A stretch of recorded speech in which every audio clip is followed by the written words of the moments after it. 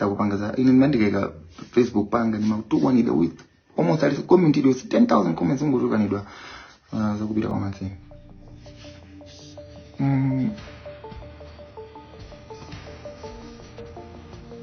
Alisa wika palibi vuto the morning your brother is gone.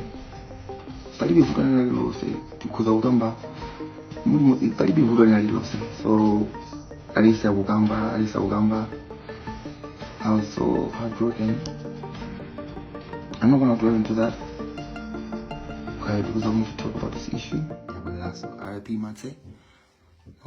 These are friends of mine. Instead of them taking their phones to call me, Progress. Instead of him taking his phone to call me to check up on me, that's how you doing, and talking about usadandaule brother, this will pass.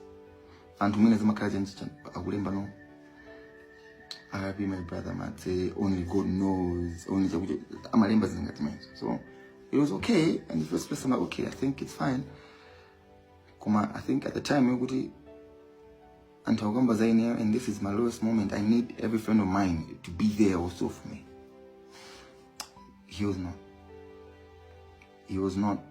Awanga's man. So now Jeremy, brother Gomatse, went by Facebook pango katenga galimoro yakazanga ndukatenga galimoro ya gwamba ndupatikiza ndizi tu zatu ndukulemba kuika pa WhatsApp kulemba kuti God is watching. So ine nandi contact Jeremy kwambira kale makana nali nayo amona masira zanga alimona masira sake kwamba God is watching. Ine ndaona ndi izugwiza nabanye ndi galimoro yakazanga. This is my wife's car.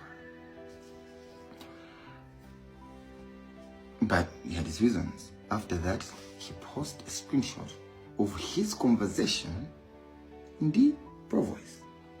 Chimekada lundi mbusa. Ako zondi kulibila zendu kamba zendiko.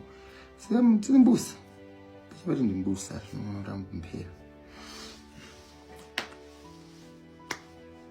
He posted his conversation in the Provoice. Agu yankira.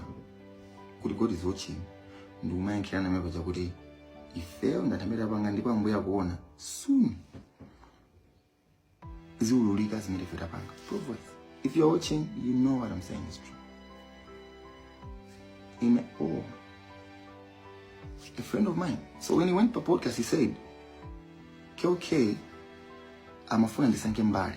Kuti atenge mbali yeyo, atenge mbali yanga usadi ya manzi. But no.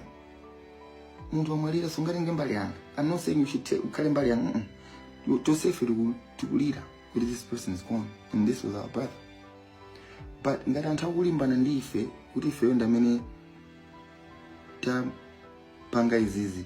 I believe a friend of mine is supposed to come kwa ine and say, brother, I feel for you and I know kuti this is going to pass. Don't worry about anything. Pitiliza kumulira mbali wako bwino. I believe a friend is supposed to come in that way. Kwa ine urara lemba zantu ndo anje said pamene pajabura ntambira mwika TV. Yes, there's no problem. And mwika wansama RIP. Yes, palibe vudo. But I'll tell you kuti ine have always been musego emozi ndi Provoice. But ine ndi bullshit na keko musego emozi, but I was mananda message from join up to. I say ambuya kuona we're going to go through this. Buchi kubaya sambuya kuona izizi udu samu, don't worry about it. It will pass. We know the type of person that you are. Tukudziwa kuti chisenchi chichani antama yankula zimachitika sambiza chitika achanchichani anthu aina skefa chimoto. These people amakhala kundilimbikisa kundikaza ineso ndochoka kungatwa satanic amandifotokuzera zinezi udu samu.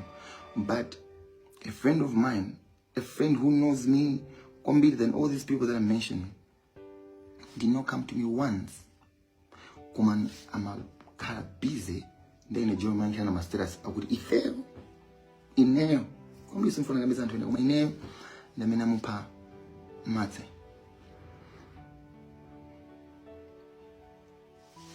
That's when now no, I think ndilibe yundile nkwenaye, and that was my lowest moment. Moyo manga musimba, I wanted to stop music.